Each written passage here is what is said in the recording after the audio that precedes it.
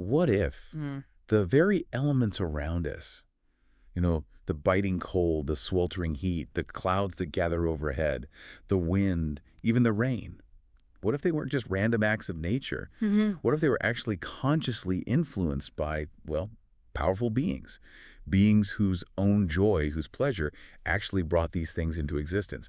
It's quite a thought, isn't it? It really is. Challenges our whole modern perspective. Welcome to the deep dive. Yeah. We're the place where we take ancient wisdom and, try to pull out the most profound insights for you. That's the goal. And today we're diving into some fascinating ancient texts, collectively known as the Valāhakavaggo. Right. These sources introduce this really captivating concept, Valāhakasaṃyuttaṃ Devas, which translates roughly to cloud-bodied deities. That's a good working translation, yeah. Cloud-bodied deities are deities belonging to the cloud group. Okay, so our mission today, for you listening, is to explore who these divas actually are, figure out the path someone might take to be reborn among them, and uncover their, well, pretty surprising role in actually shaping our environment. It's a deep connection they propose. Yeah, this deep dive really promises some incredible insights into a worldview where our human actions, our hopes, our aspirations are deeply tangled up with the cosmos and even, the weather patterns you see every day. So let's get into the specifics. Absolutely. So the Valāhakavaggo, and particularly a text called the Suddhika Sutta,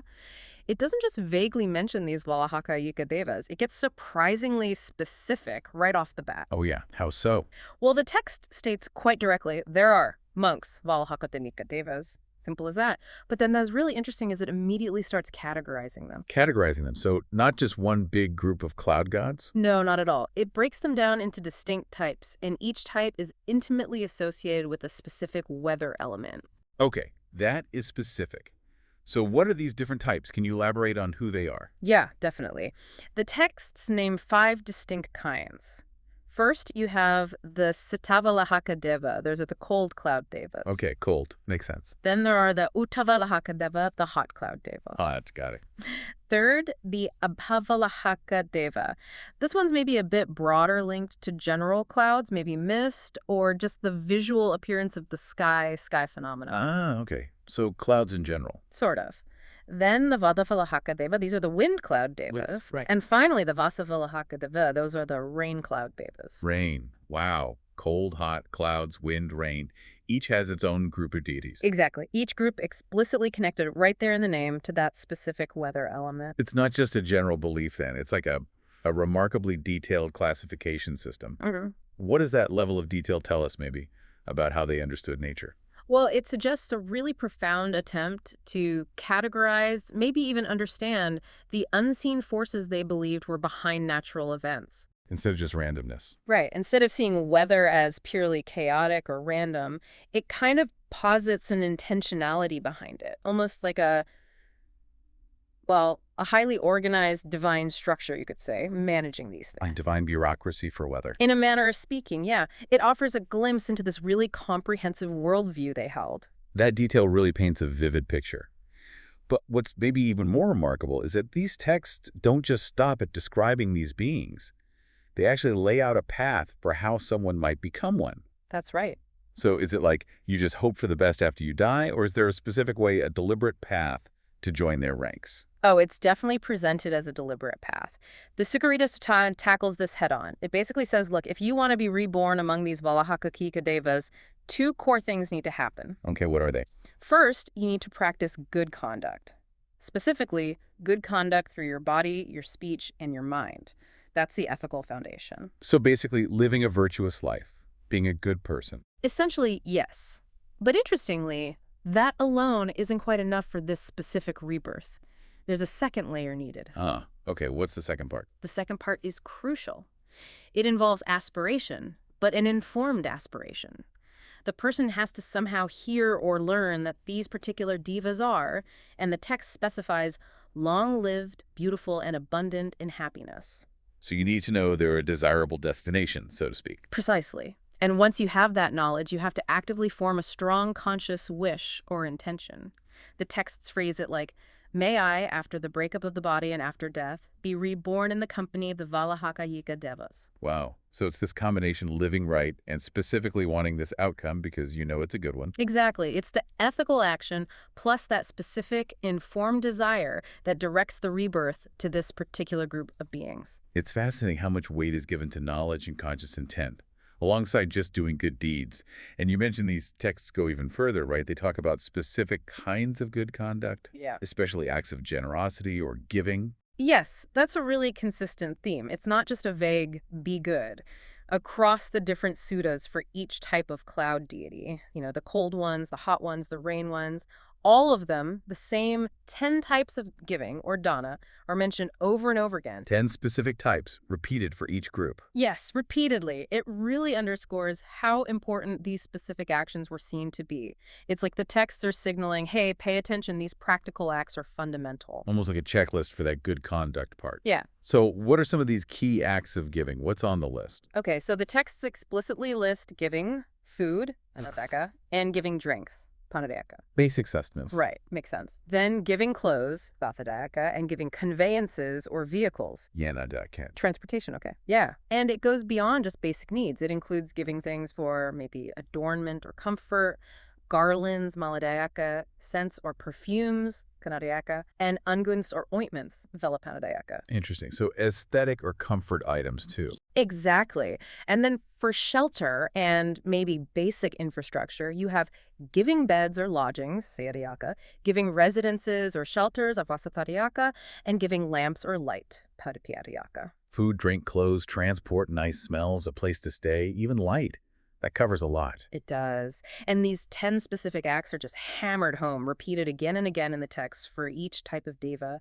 It strongly reinforces this idea of a direct link between these practical, generous actions, the mental state of aspiration, and achieving that desired rebirth among these powerful weather deities. It is striking how tangible and, well, practical these acts are, providing food, shelter, light things people actually need. It paints a picture of a universe with very direct ethical cause and effect. Absolutely. Did the text give any hint about why these specific 10 acts were so important, beyond just being generally good? They don't spell out the why in explicit philosophical terms, beyond stating they are meritorious acts, acts of good conduct. But the sheer consistency suggests these were seen as, perhaps, fundamental acts of compassion and support within that society. Things that really make a difference to people's lives. Exactly. They address basic human needs, comforts, safety, demonstrating a very broad, practical kind of generosity. And doing these things consistently was seen as building up significant merit, enough for a really favorable rebirth, like becoming one of these long-lived, happy devas. Okay, so human action, our conduct, our intention, that clearly lays the groundwork, the path to potentially becoming one of these deities. That's the first major piece, yes. So what really makes this worldview so unique, and maybe the part that connects most directly to our everyday experience, is what happens after someone is reborn as one of these devas. Right, their story doesn't end there. No.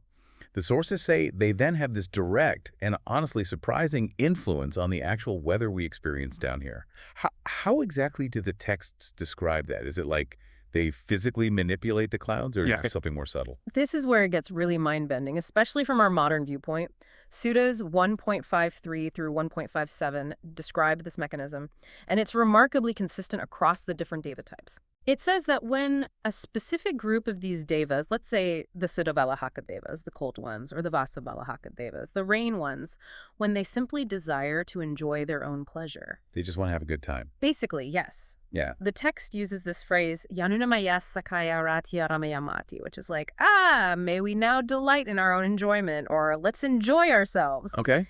And that mental act, that arising of desire for their own pleasure, the texts call it Sitopanchitimanvaya, a mental resolve or education of mind that directly manifests as the corresponding weather event here. Wait, just the thought, just them wanting to be happy causes the weather. That's exactly what the texts describe. It's not depicted as them physically pushing winds or seeding clouds. It's their mental state, their desire for joy that spontaneously generates the phenomenon associated with them. That's extraordinary. I mean, it completely flips our usual scientific understanding on its head. If the weather isn't random physics, but an echo of someone else's, well, joy. How does that change things? It changes everything about how you might perceive the environment, right? So when the Sita Valāhaka devas, the cold ones, decide to enjoy themselves, it causes cold here. Er, When the Valāhaka Devas want pleasure, it causes heat. When the Apavalāhaka Devas get joyful, it causes clouds or other sky phenomena. okay. The Valāhaka Devas desiring pleasure causes wind. And, maybe most poetically, the Valāhaka Devas desiring pleasure causes rain. So a sudden downpour could just be divine beings feeling happy. According to this worldview, yes. It's presented as this direct, almost magical link between their internal state of joyful intention and the external natural phenomena we experience. It really invites you to consider, well, the profound implications of seeing the world this way. Yeah, it suggests the external world might be much more connected to internal states, to consciousness than we usually assume. Precisely. That seems to be a core message here. So bringing this all together, what really stands out is this complete cycle. Our actions here, our ethics, our specific acts of giving, our conscious aspirations, can lead us to be reborn as these powerful cloud deities. That's the path described. And then, once reborn among them, their own internal state, their simple desire for enjoyment, for pleasure, directly shapes the weather, the environment that we experience back here. It connects everything, doesn't it? Human action, intention, rebirth, cosmic forces, and the physical environment. It's all interwoven. It really suggests a universe where there's this incredible continuity. It's not like the human world is separate from the divine or the cosmic. It's all part of one big feedback loop where consciousness and phenomena influence each other. That seems to be the underlying picture, yeah. A deeply interconnected reality. So wrapping this up, what does this all mean for you listening right now? If this ancient worldview holds that the weather isn't just impersonal forces, but might actually be a manifestation of the pleasure, the intentions of powerful beings. Beings who might have gotten there through actions not unlike our own. Exactly. What does that suggest about how connected everything really is? Our actions, our hopes, the very fabric of the physical world. Does it maybe change how you view a sudden downpour or feel about a gust of wind? Maybe consider this. How might your own actions, your own intentions resonate, not just in your immediate life, but maybe in ways you never even imagined, perhaps echoing out into the subtle energies of the world around you? Something to think about.